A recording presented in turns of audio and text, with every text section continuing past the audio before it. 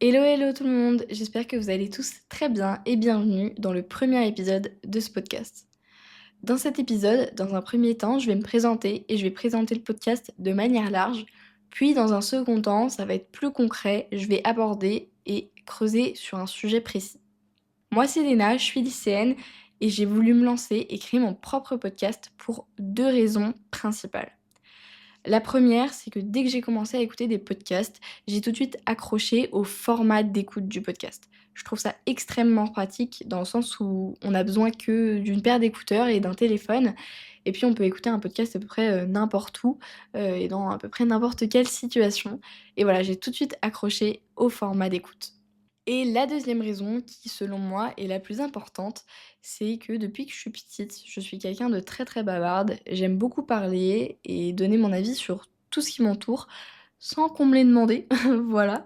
Donc l'idée de créer mon propre podcast a doucement germé dans ma tête et jusqu'à en arriver là, voilà, à maintenant tout de suite quand je vous parle.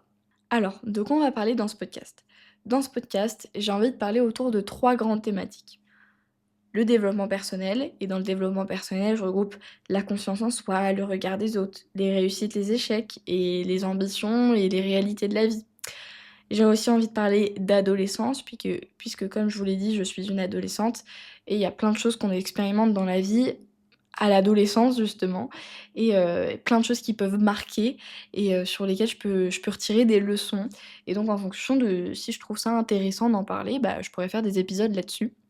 Et enfin, la troisième grande thématique, c'est le sport. Parce que ça fait 2 ans et demi maintenant que j'ai vraiment découvert tout l'univers du sport, du fitness, et que je me suis vraiment intéressée à ça. Et plus précisément, ça fait une bonne année maintenant que je fais très régulièrement de la musculation et je me suis beaucoup plus intéressée, à des connaissances, fondamentales en nutrition, en musculation, et voilà, j'ai envie de parler, un peu de tout ça, de sport, d'équilibre. Surtout qu'à l'adolescence, la relation avec son corps, c'est pas toujours facile. Donc je trouve ça pas mal de mixer tous ces petits sujets-là et d'en faire, les sujets de Desire of Deserve. Puisque je parle, et que j'ai dit le nom du podcast, pourquoi ce nom-là? Alors j'ai décidé d'appeler le podcast Desire of Deserve, qui veut dire «désir de mériter» en français, parce que pour moi, et je pense que c'est valable pour plein de gens, dans la vie, c'est que quand on est récompensé ou félicité pour quelque chose qu'on a fait, mais qu'on sent qu'on le mérite pas vraiment. Que OK, bon, bah, on a peut-être bossé un peu, mais en vrai, on mérite pas réellement, toutes ces félicitations, toutes ces récompenses et cetera.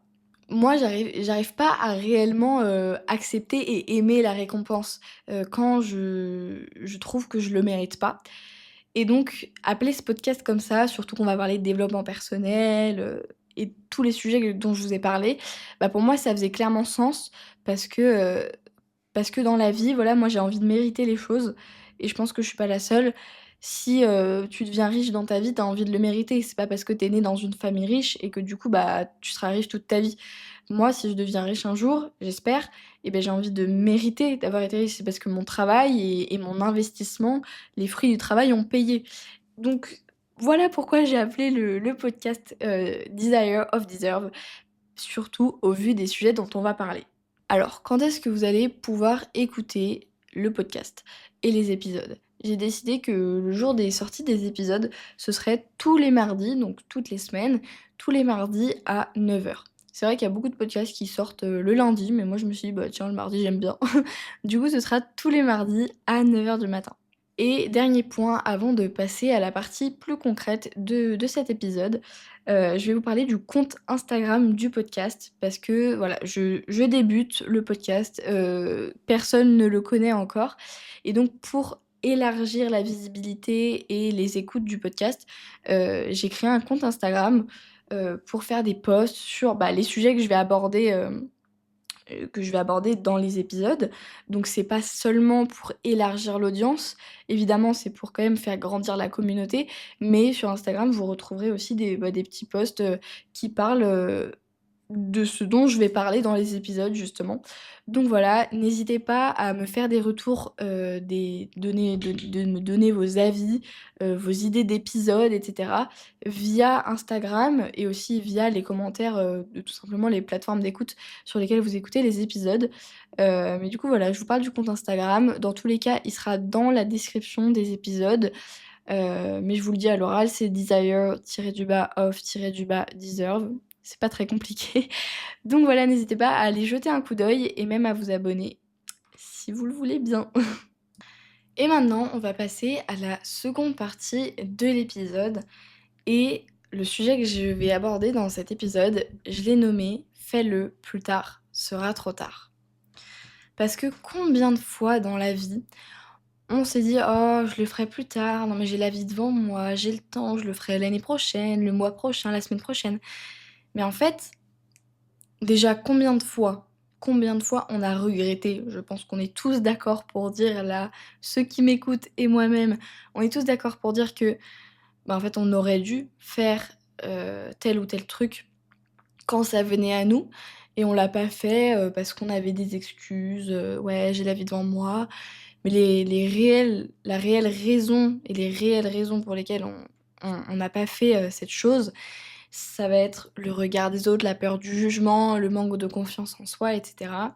Et donc combien de fois on a laissé ça prendre le dessus sur nous et du coup on n'a pas fait le truc et on a regretté par la suite.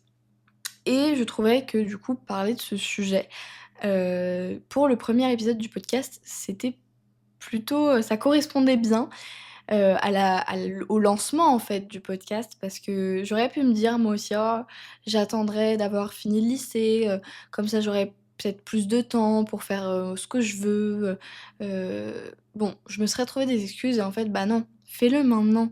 Fais-le maintenant parce qu'en fait, tu pas sûr d'être encore là l'année prochaine, tu pas sûr d'être encore là dans un mois. En fait, on sait pas, tu vois? C'est pas parce que tu jeune et plein de vie qu'il peut pas t'arriver un accident, qu'il peut pas, enfin voilà, arriver quelque chose de dramatique et c'est pas du tout pour être pessimiste que je dis ça, mais c'est justement pour vous dire: faites les choses maintenant parce que déjà on n'est pas sûr, que d'être encore là, je parle là de vie, hein, on n'est pas sûr d'être encore là demain, hein, personne ne peut en être sûr et en plus, sans parler de choses aussi, aussi dramatiques, juste, on n'est pas sûr de revenir à tel endroit, de pouvoir enfin, d'avoir l'occasion de refaire telle ou telle chose, tu vois? Donc prenez les choses quand elles viennent, en fait et même si ça fait un peu peur, même si on doute, même si on sait pas trop, prenez les choses parce que je vous jure qu'accumuler les expériences de vie, dans tous les cas, ça va faire et vous allez devenir, tout ça va faire que vous allez devenir la personne que vous serez et plus vous accumulez les expériences de vie, plus vous êtes une personne qui a de l'expérience, hein, du coup, je me répète, mais plus vous testez des trucs, plus vous êtes cultivé. Je parle pas là d'intellectuel, je parle juste, vous êtes une personne variée.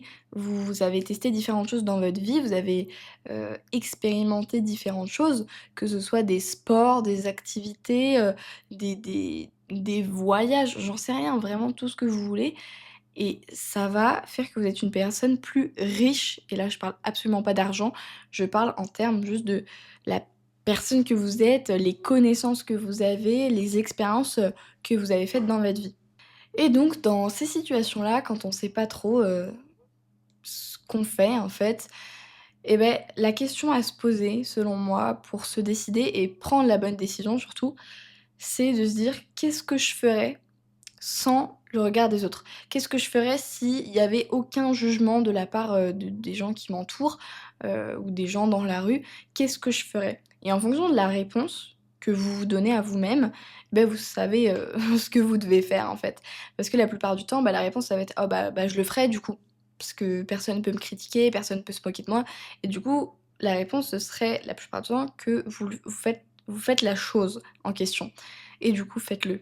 Je vous assure, faites-le parce que, comme je l'ai dit, tout à l'heure, combien de fois on a regretté de ne pas avoir fait quelque chose parce qu'on a laissé notre peur, du jugement, notre manque de confiance en nous prendre le dessus et conclusion, tu vas regretter plus tard et tu sais même pas si dans la vie, le l'occasion de faire tel ou tel truc se représentera. En fait, on n'en sait rien et donc voilà, prenez les choses comme elles viennent. Il y a autre chose dont je veux parler aussi, c'est souvent, il y a certaines personnes qui vont dire: «Oui, bah, de toute façon, si je dois faire tel ou tel truc, bah, ça arrivera», tu vois? Si si mon destin c'est ça, bah, ce sera ça. Alors oui, ça c'est sûr, dans tous les cas, ton destin, c'est ton destin. Mais il faut pas penser non plus que ton chemin est tout tracé. C'est toi qui prends le chemin, tu vois? Ton destin, dans tous les cas, ce sera ton destin, en fait. Mais ce que je veux dire, c'est que tu es en capacité de choisir ce qui t'arrive et vaut mieux que ce soit toi qui le choisisses plutôt que ce soit la vie qui te la mette dans la tête. Donc c'est cette notion de forcer un peu le destin parfois. Alors en fait, c'est pas réellement forcer le destin, mais arrêter de se dire, «Oui, bon, bah, si je dois le faire, ou si ça doit arriver, ça arrivera». Oui, ça t'inquiète pas, tout ce qui t'arrive devait t'arriver, enfin, c'est logique.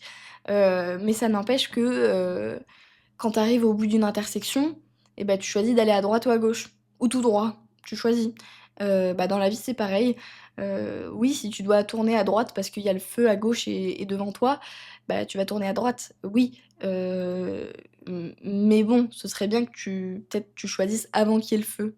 Donc voilà, parfois, il faut savoir aussi se pousser un petit peu et sortir de sa zone de confort et tester des nouvelles choses pour accumuler les expériences dans la vie. Maintenant, je vais prendre un exemple. Donc, par exemple, cet été, je suis partie au bord de la mer et bah, il y avait pas mal de surf et donc je vais prendre un exemple de surf. Imaginons que, OK, tu as sauté le pas, tu as dépassé ta peur du jugement ou ton manque de confiance en toi et tu as décidé de enfin prendre un cours, un stage de surf et à ce moment-là, ce que j'ai envie de te dire, c'est sois optimiste, mais sois réaliste. Parce qu'il y a pas mal de gens, souvent que j'entends dans la vie, qui sont là: «Ouais, non mais de toute façon, genre faut être optimiste, faut voir les choses en rose et tout» et je suis d'accord, faut pas tout voir, le pire directement et cetera. Mais il y a des gens que je trouve trop, bisounours, que je trouve trop, cucul à praline quoi. Tu vois? On n'est pas au monde des bisounours non plus. Donc sois optimiste, ça c'est super parce que du coup ça va te permettre de garder un bon état un bon état d'esprit je pense, mais sois réaliste aussi. Aie conscience, par exemple du temps qu'il va te falloir pour apprendre à si je reprends l'exemple du surf, sois consciente du temps qu'il va te falloir avant d'arriver à et de réussir à tenir debout sur ta planche sans tomber, tu vois?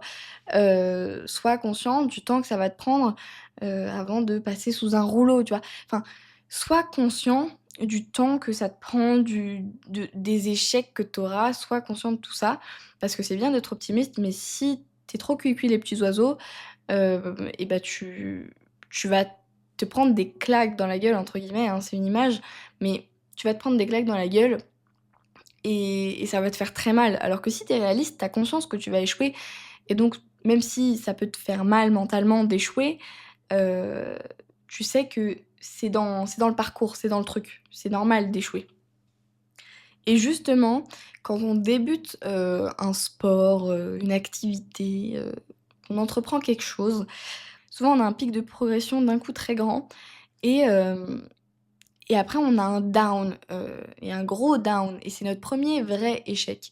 Parce que voilà, quand on est débutant, on progresse très vite, donc on a un pic de progression énorme et le premier échec, il fait mal au mental parce que justement, vu qu'on est débutant et qu'on progresse très vite, on se dit: «Oh trop bien, trop bien, trop bien» et puis le premier échec, ouf!